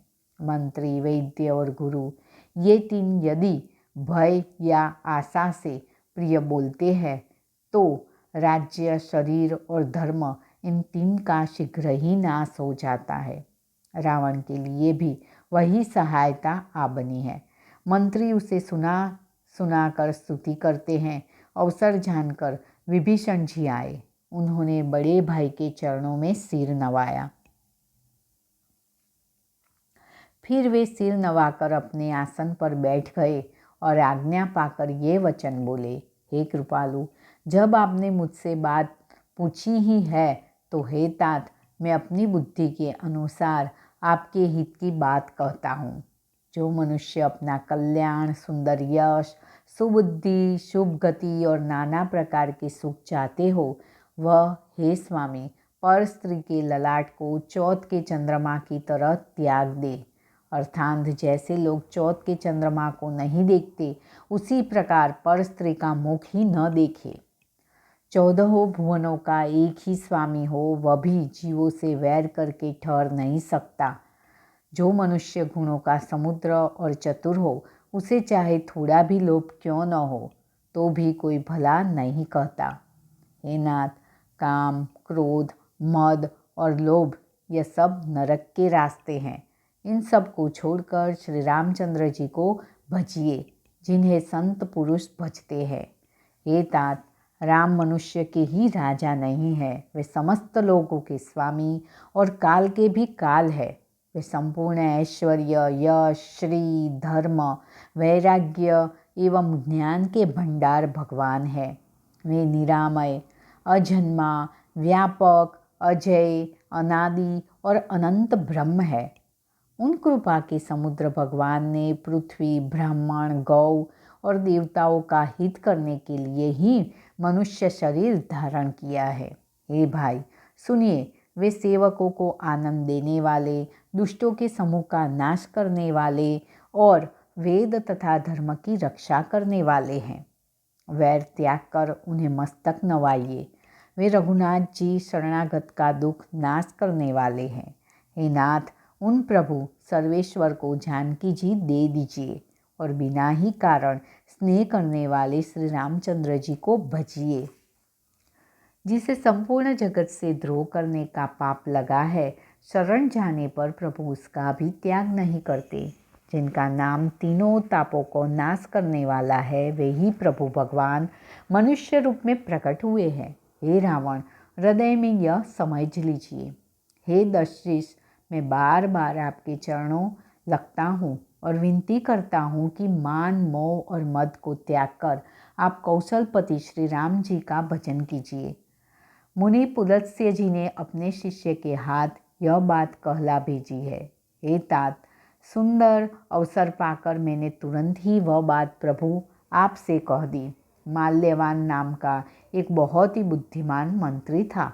उसने उन विभीषण के वचन सुनकर बहुत सुख माना और कहा, हे तात, आपके छोटे भाई नीति विभूषण नीति को भूषण रूप में धारण करने वाले अर्थात नीतिमान है। विभीषण जी जो कुछ कह रहे हैं उसे हृदय में धारण कर लीजिए। रावण ने कहा, ये दोनों मूर्ख शत्रु की महिमा बखान रहे हैं। यहाँ कोई है? इन्हें दूर करो ना। तब माल्यवान तो घर लौट गए और विभीषण जी हाथ जोड़कर फिर कहने लगे, हे नाथ, पुराण और वेद ऐसा कहते हैं कि सुबुद्धि और कुबुद्धि सबके हृदय में रहती है। जहाँ सुबुद्धि है वहाँ नाना प्रकार की संपदाएं रहती है और जहाँ कुबुद्धि है वहाँ परिणाम में विपत्ति रहती है। आपके हृदय में उल्टी बुद्धि आ बसी है। इससे आप हित को अहित और शत्रु को मित्र मान रहे हैं। जो राक्षस कुल के लिए काल रात्रि है, उन सीता पर आपकी बड़ी प्रीति है। हे तात, मैं चरण पकड़कर आपसे भीख मांगता हूँ, विनती करता हूँ कि आप मेरा दुलार रखिए। मुझ बालक के आग्रह को स्नेहपूर्वक स्वीकार कीजिए। श्री रामचंद्र जी को सीता जी दे दीजिए, जिसमें आपका हित न हो। विभीषण जी ने पंडितों, पुराणों और वेद द्वारा सम्मत वाणी से नीति बखान कर कही, पर उसे सुनते ही रावण क्रोधित होकर उठा और बोला कि रे दुष्ट, अब मृत्यु तेरे निकट आ गई है। अरे मूर्ख, तू जीता तो है सदा मेरा जिलाया हुआ अर्थात मेरे ही अन्न से पल रहा है, पर हे मूढ़, पक्ष तुझे शत्रु का ही अच्छा लगता है। अरे दुष्ट, बता ना, जगत में ऐसा कौन है जिसे मैंने अपनी भुजाओं के बल से न जीता हो। मेरे नगर में रहकर प्रेम करता है तपस्वियों पर। मूर्ख, उन्हीं से जा मिल और उन्हीं को नीति बता। ऐसा कर रावण ने उन्हें लात मारी, परंतु छोटे भाई विभीषण ने मारने पर भी बार बार उसके चरण ही पकड़े। शिव जी कहते हैं, हे उमा, संत की यही बड़ाई है कि वे बुराई करने पर भी बुराई करने वाले की भलाई ही करते हैं। विभीषण जी ने कहा, आप मेरे पिता के समान हैं। मुझे मारा सो तो अच्छा ही किया, परंतु हे नाथ, आपका भला श्री रामचंद्र जी को भजने में ही है। इतना कहकर विभीषण जी अपने मंत्रियों को साथ लेकर आकाश मार्ग में गए और सबको सुनाकर वे ऐसा कहने लगे, श्री राम जी सत्य संकल्प एवं प्रभु है और हे रावण, तुम्हारी सभा काल के वश है। अतः मैं अब श्री रघुवीर जी के शरण जाता हूँ, मुझे दोष न देना। ऐसा कहकर विभीषण जी ज्यों ही चले त्यों ही सब राक्षस आयुहीन हो गए। उनकी मृत्यु निश्चित हो गई।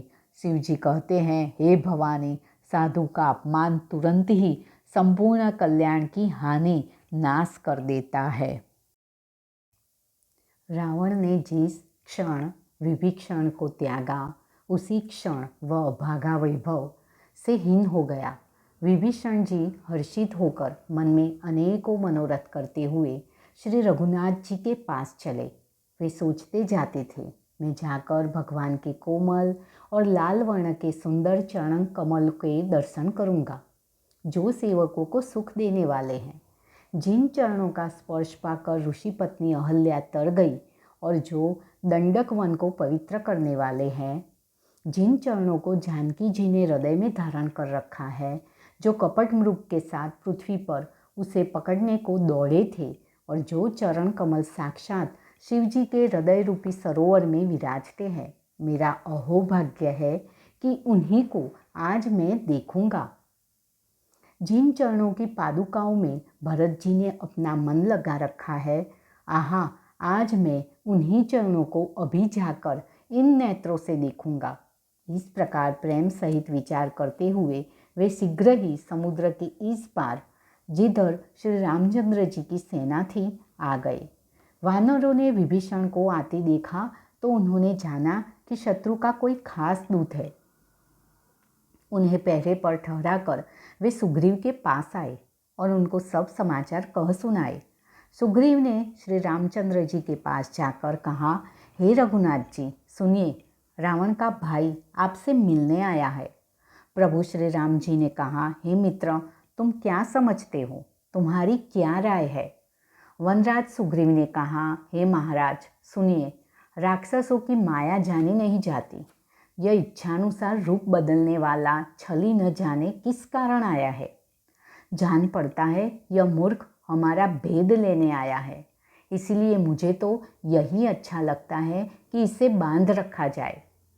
श्री राम जी ने कहा, हे मित्र, तुमने नीति तो अच्छी विचारी, परंतु मेरा प्रण तो है शरणागत के भय को हर लेना।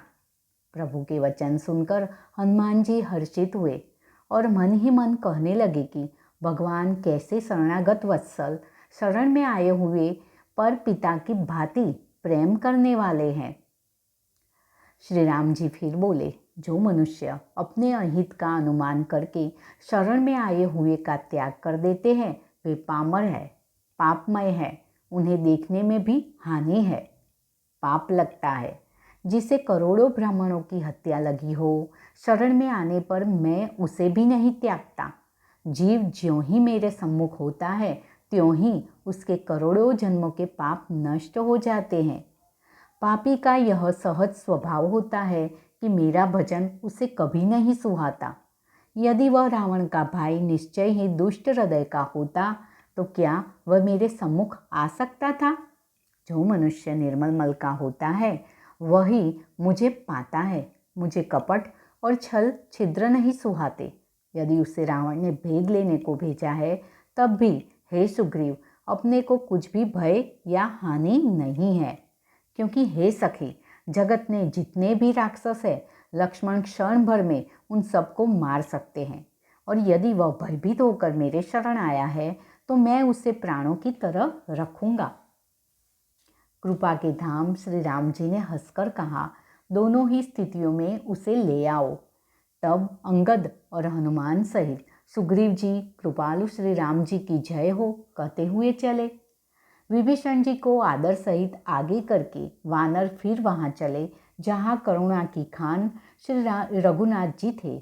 नेत्रों को आनंद का दान देने वाले अत्यंत सुखद दोनों भाइयों को विभीषण जी ने दूर ही से देखा। फिर शोभा के धाम श्री राम जी को देखकर वे पलक मारना रोककर ठिठक कर स्तब्ध होकर एक टक देखते ही रह गए। भगवान की विशाल भुजाएं हैं, लाल कमल के समान नेत्र है और शरणागत के भय का नाश करने वाला सांवला शरीर है। सींके से कंधे हैं, विशाल वक्षस्थल है, अत्यंत शोभा दे रहा है। असंख्य कामदेवों के मन को मोहित करने वाला मुख है। भगवान के स्वरूप को देखकर विभीषण जी के नेत्रों में प्रेमाश्रुओं का जल भर आया और शरीर अत्यंत पुलकित हो गया। फिर मन में धीरज धरकर उन्होंने कोमल वचन कहे, हे नाथ, मैं दशमुख रावण का भाई हूँ। हे देवताओं के रक्षक, मेरा जन्म राक्षस कुल में हुआ है। मेरा तामसी शरीर है, स्वभाव से ही मुझे पाप प्रिय है। जैसे उल्लू को अंधकार सहज स्नेह होता है, मैं कानों से आपको सुयश सुनकर आया हूँ कि प्रभु भव जन्म मरण के भयंकर का नाश करने वाले हैं। ये दुखियों के दुख दूर करने वाले और शरणागत को सुख देने वाले श्री रघुवीर, मेरी रक्षा कीजिए, रक्षा कीजिए। प्रभु ने उन्हें ऐसा कहकर दंडवत करते देखा तो वे अत्यंत हर्षित होकर तुरंत उठे। विभीषण जी के दीन वचन सुनने पर प्रभु के मन को बहुत ही भाए। उन्होंने अपनी विशाल भुजाओं से पकड़कर उनको हृदय से लगा लिया। छोटे भाई लक्ष्मण जी सहित गले मिलकर उनको अपने पास बैठाकर श्री राम जी भक्तों के भय को हरने वाले वचन बोले, हे लंकेश, परिवार सहित अपनी कुशल कहो। तुम्हारा निवास बुरी जगह पर है, दिन रात दुष्टों की मंडली में बसते हो। ऐसी दशा में हे सखे, तुम्हारा धर्म किस प्रकार निपटा है? मैं तुम्हारी सब रीति आचार व्यवहार जानता हूँ। तुम अत्यंत नीति निपुण हो, तुम्हें अनीति नहीं सुहाती। हे तात, नरक में रहना अच्छा है, परंतु विधाता दुष्ट का संग कभी न दे। विभीषण जी ने कहा, हे रघुनाथ जी, अब आपके चरणों का दर्शन कर कुशल से हूँ, जो आपने अपना सेवक जानकर मुझ पर दया की है। तब तक जीव की कुशल नहीं और न स्वप्न में भी उसके मन को शांति नहीं है, जब तक वह शोक के घर काम विषय कामना को छोड़कर श्री राम जी को नहीं भजता। लोभ, मोह, मत्सर, मद और मान आदि अनेकों दुष्ट तभी तक हृदय में बसते हैं जब तक कि धनुष बाण और कमर में तरकस धारण किए हुए श्री रघुनाथ जी हृदय में नहीं बसते। ममतापूर्ण अंधेरी रात है जो राग द्वेष रूपी उल्लुओं को सुख देने वाली है। वह ममता रूपी रात्रि तभी तक जीव के मन में बसती है जब तक प्रभु का प्रताप रूपी सूर्य उदय नहीं होता। हे राम जी, आपके चरणाविंद के दर्शन कर अब मैं कुशल से हूँ। मेरे भारी भय मिट गए। हे कृपालु, आप जिस पर अनुकूल होते हैं उसे तीनों प्रकार के भवशूल, आध्यात्मिक, आधिदैविक और आधिभौतिक ताप नहीं व्यापते। मैं अत्यंत नीच स्वभाव का राक्षस हूँ। मैंने कभी शुभ आचरण नहीं किया। जिनका रूप मुनियों के भी ध्यान में नहीं आता, उन प्रभु ने स्वयं हर्षित होकर मुझे हृदय से लगा लिया। हे कृपा और सुख के पुंज श्री राम जी, मेरा अत्यंत असीम सौभाग्य है जो मैंने ब्रह्मा और शिव जी के द्वारा सेवित युगल चरण कमलों को अपने नेत्रों से देखा। श्री राम जी ने कहा, हे सखा सुनो, मैं तुम्हें अपना स्वभाव कहता हूँ, जिसे कांक भुषुंडी जी, शिव जी और पार्वती जी भी जानती है। कोई मनुष्य संपूर्ण जड़ चेतन जगत का द्रोही हो, यदि वह भी भयभीत होकर मेरी शरण तक कर आ जाए और मद, मोह तथा नाना प्रकार के छल कपट त्याग दे, तो मैं उसे बहुत शीघ्र साधु के समान कर देता हूँ। माता, पिता, भाई, पुत्र, स्त्री, शरीर, धन, घर, मित्र और परिवार, इन सब के ममत्व रूपी तागों को बटोरकर और उन सब की एक डोरी बटकर उसके द्वारा जो अपने मन को मेरे चरणों में बांध देता है, सारे सांसारिक संबंधों का केंद्र मुझे बना लेता है, जो समदर्शी है, जिसे कुछ इच्छा नहीं है और जिसके मन में हर्ष, शोक और भय नहीं है। ऐसा सज्जन मेरे हृदय में कैसे बसता है, जैसे लोभी के हृदय में धन बसा करता है। तुम सरीखे संत ही मुझे प्रिय है। मैं और किसी के निहोरे से कृतज्ञतावश देह धारण नहीं करता। जो सगुण साकार भगवान के उपासक है, दूसरे के हित में लगे रहते हैं, नीति और नियमों में दृढ़ है और जिन्हें ब्राह्मणों के चरणों में प्रेम है, वे मनुष्य मेरे प्राणों के समान हैं। हे लंकापति, सुनो, तुम्हारे अंदर उपयुक्त सब गुण हैं, इससे तुम मुझे अत्यंत ही प्रिय हो। श्री राम जी के वचन सुनकर सब वानरों के समूह कहने लगे, कृपा के समूह श्री राम जी की जय हो। प्रभु की वाणी सुनते हैं और उसे कानों के लिए अमृत जानकर विभीषण जी अघाती नहीं है। वे बार बार श्री राम जी के चरण कमलों को पकड़ते हैं। अपार प्रेम है, हृदय में समाता नहीं है। विभीषण जी ने कहा, हे देव, हे चराचर जगत के स्वामी, हे शरणागत के रक्षक, हे सबके हृदय के भीतर की जानने वाले, सुनिए, मेरे हृदय में पहले कुछ वासना थी, वह प्रभु के चरणों की प्रीति रूपी नदी में बह गई। अब तो हे कृपालु, शिव जी के मन को सदैव प्रिय लगने वाली अपनी पवित्र भक्ति मुझे दीजिए। एवमस्तु, ऐसा ही हो, कहकर प्रभु श्री राम जी ने तुरंत ही समुद्र का जल मांगा और कहा, हे सखा, यद्यपि तुम्हारी इच्छा नहीं है, पर जगत में मेरा दर्शन अमोघ है, वह निष्फल नहीं जाता। ऐसा कहकर श्री राम जी ने उनको राज तिलक कर दिया। आकाश से पुष्पों की अपार वृष्टि हुई। श्री राम जी ने रावण के क्रोध रूपी अग्नि में जो अपने विभीषण की श्वास वचन रूपी पवन से प्रचंड हो रही थी, जलते हुए विभीषण को बचा लिया और उसे अखंड राज्य दिया। शिवजी ने जो संपत्ति रावण को 10 शिरों की बलि देने पर दी थी, वह संपत्ति श्री रघुनाथ जी ने विभीषण जी को बहुत सकुचते हुए दी। ऐसे परम कृपालु प्रभु को छोड़कर जो मनुष्य दूसरे को भजते हैं, वे बिना सिंह पूंछ के पशु है। अपना सेवक जानकर विभीषण जी को श्री राम जी ने अपना लिया। प्रभु का स्वभाव वानर कुल के मन को बहुत भाया। फिर सब कुछ जानने वाले, सबके हृदय में बसने वाले, सर्वरूप सब रूपों में प्रकट, राक्षसों के कुल का नाश करने वाले श्री राम जी नीति की रक्षा करने वाले वचन बोले। हे वीर वानर राज सुग्रीव और लंकापति विभीषण, सुनो, इस गहरे समुद्र को किस प्रकार पार किया जाए। अनेक जाति के मगर, सांप और मछलियों से भरा हुआ यह अत्यंत अथाह समुद्र पार करने में सब प्रकार से कठिन है। विभीषण जी ने कहा, हे रघुनाथ जी सुनिए, यद्यपि आपका एक बाण ही करोड़ों समुद्र को सोखने वाला है, तथापि नीति ऐसी कह गई है कि उचित यह होगा कि पहले जाकर समुद्र से प्रार्थना की जाए। हे प्रभु, समुद्र आपके कुल में बड़े पूर्वज है, वे विचार कर उपाय बतला देंगे। तब रिंच और वानरों की सारी सेना बिना ही परिश्रम के समुद्र के पार उतर जाएगी। श्री राम जी ने कहा, हे सखा, तुमने अच्छा उपाय बताया, यही किया जाए। यदि दैव सहायक हो।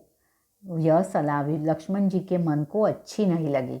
श्री राम जी के वचन सुनकर तो उन्होंने बहुत ही दुख पाया। लक्ष्मण जी ने कहा, हे नाथ, दैव का कौन भरोसा। मन में क्रोध कीजिए, ले आइए और समुद्र को सुखा डालिए। यह दैव तो कायर के मन का एक आधार, तसल्ली देने का उपाय है। आलसी लोग ही दैव दैव पुकार करते हैं। यह सुनकर श्री रघुवीर हंसकर बोले, ऐसे ही करेंगे, मन में धीरज रखो। ऐसा कहकर छोटे भाई को समझाकर प्रभु श्री रघुनाथ जी समुद्र के समीप गए। उन्होंने पहले सिर नवाकर प्रणाम किया, फिर किनारे पर कुछ बिछाकर बैठ गए। इधर ज्यों ही विभीषण जी प्रभु के पास आए थे, त्यों ही रावण ने उनके पीछे दूत भेजे थे। कपट से वानर का शरीर धारण कर उन्होंने सब लीलाएं देखी। वे अपने हृदय में प्रभु के गुणों की और शरणागत पर उनके स्नेह की सराहना करने लगे। फिर वे प्रकट रूप में भी अत्यंत प्रेम के साथ श्री राम जी के स्वभाव की बड़ाई करने लगे। उन्हें कपट वेश भूल गया। तब वानरों ने जाना कि ये शत्रु के दूत है और वे उन सबको बांधकर सुग्रीव के पास ले आए। सुग्रीव ने कहा, सब वानरों सुनो, राक्षस की अंग भंग करके भेज दो। सुग्रीव के वचन सुनकर वानर दौड़े। दूतों को बांधकर उन्होंने सेना के चारों ओर घुमाया। वानर उन्हें बहुत तरह से मारने लगे। वे दीन होकर पुकारते थे, फिर भी वानरों ने उन्हें नहीं छोड़ा। तब दूतों ने पुकार कर कहा, जो हमारे नाक कान काटेगा उसे कौशलाधीश श्री रामचंद्र जी की सौगंध है। यह सुनकर लक्ष्मण जी ने सबको निकट बुलाया। उन्हें बड़ी दया लगी। इससे हंसकर उन्होंने राक्षसों को तुरंत ही छोड़ दिया और उनसे कहा, रावण के हाथ में यह चिट्ठी देना और कहना, हे कुल घातक, लक्ष्मण के शब्दों को बाँचो। फिर उस मूर्ख से जबानी यह मेरा उदार कृपा से भरा हुआ संदेश कहना कि सीता जी को देकर उनसे श्री राम जी से मिलो, नहीं तो तुम्हारा काल आ गया है समझो। लक्ष्मण जी के चरणों में मस्तक नवाकर श्री राम जी के गुणों की कथा वर्णन करते हुए दूत तुरंत ही चल दिए। श्री राम जी का यश कहते हुए वे लंका में आए और उन्होंने रावण के चरणों में सिर नवाया। दशमुख रावण ने हंसकर बात पूछी, अरे शुक, अपनी कुशल क्यों नहीं कहता। फिर उस विभीषण जी का समाचार सुना, मृत्यु जिसके अत्यंत निकट आ गई है। मूर्ख ने राज्य करते हुए लंका को त्याग दिया, अभागा अब झोंका कीड़ा घुन बनेगा। झोंके साथ जैसे घुन भी पिस जाता है, वैसे ही नर वानरों के साथ वह भी मारा जाएगा। फिर भालू और वानरों की सेना का हाल कह, जो कठिन काल की प्रेरणा से यहाँ चली आई है और जिनके जीवन का रक्षक कोमल चित्त वाला बेचारा समुद्र बन गया है। अर्थात उनके और राक्षसों के बीच में यदि समुद्र न होता तो अब तक राक्षस उन्हें मारकर खा गए होते। फिर उन तपस्वियों की बात बता जिनके हृदय में मेरा बड़ा डर है। उनसे तेरी भेंट हुई या वे कानों से मेरा सुयस सुनकर ही लौट गए? शत्रु सेना का तेज और बल बताता क्यों नहीं? तेरा चित्त बहुत ही चकित हो रहा है। दूत ने कहा, हे नाथ, आपने जैसे कृपा करके पूछा है वैसे ही क्रोध छोड़कर मेरा कहना मानिए।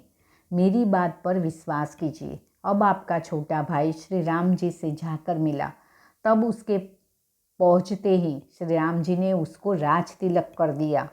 हम रावण के दूत हैं, यह कानों को सुनकर वानरों ने हमें बांधकर बहुत कष्ट दिए, यहाँ तक कि वे हमारे कान नाक काटने लगे। श्री राम जी की शपथ दिलाने पर कहीं उन्होंने हमको छोड़ा। हे नाथ, आपने श्री राम जी की सेना पूछी, वह तो 100 करोड़ मुखों से भी वर्णन नहीं की जा सकती। अनेकों रंगों के भालू और वानरों की सेना है, जो भयंकर मुख वाले, विशाल शरीर वाले और भयानक है। जिसने नगरों को जलाया और आपके पुत्र अक्षय कुमार को मारा, उसका बल तो सब वानरों में थोड़ा है। असंख्य नामों वाले बड़े ही कठोर और भयंकर योद्धा है। उनमें असंख्य हाथियों का बल है और वे बड़े ही विशाल है। द्विविद, मयंद, नील, नल, अंगद, गद, विक्टाशय, दधिमुख, केसरी, निषठ, सठ और जामवान, ये सभी बल की राशि है।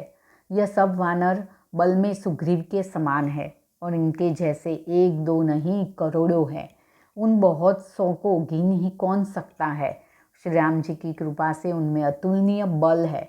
वे तीनों लोगों को तृण के समान तुच्छ समझते हैं। हे दशग्रीव, मैंने कानों से ऐसा सुना है कि 18 पद्म तो अकेले वानरों के सेनापति हैं। हे नाथ, उस सेना में ऐसा कोई वानर नहीं है जो आपको रण में न जीत सके। सबके सब अत्यंत क्रोध से हाथ मिचते हैं, पर श्री रघुनाथ जी उन्हें आज्ञा नहीं देते। हम मछलियों और सांपों सहित समुद्र को सोख लेंगे, नहीं तो बड़े बड़े पर्वतों से उसे भरकर पूर्व पाट बता देंगे और रावण को मसलकर धूल में मिला देंगे। सब वानर ऐसे ही वचन कह रहे हैं। सब सहज ही निडर है। इस प्रकार गरजते और डपटते हैं मानो लंका को निगल ही जाना चाहते हैं। सब वानर भालू सहज ही शूरवीर है। फिर उनके सिर पर प्रभु सर्वेश्वर श्री राम जी है। हे रावण, वे संग्राम में करोड़ों कालों को जीत सकते हैं। श्री रामचंद्र जी के तेज, सामर्थ्य, बल और बुद्धि की अधिकता को लाखों शेष भी नहीं गा सकते। वे एक ही बाण से सैकड़ों समुद्र को सोख सकते हैं। परंतु नीति निपुण श्री राम जी ने नीति की रक्षा के लिए आपके भाई से उपाय पूछा। उनके आपके भाई के वचन सुनकर वे श्री राम जी के समुद्र से राह मांग रहे हैं। उनके मन में कृपा भरी है, इसीलिए वे उसे सोखते नहीं। दूत के यह वचन सुनते ही रावण खूब हंसा और बोला, जब ऐसी बुद्धि है तभी तो वानरों को सहायक बनाया है। स्वाभाविक ही डरपोक विभीषण के वचनों को प्रमाण करके उन्होंने समुद्र से मचलना बाल हट ठाना है। अरे मूर्ख, झूठी बढ़ाई क्या करता है? बस मैंने शत्रु राम के बल और बुद्धि की था पा ली।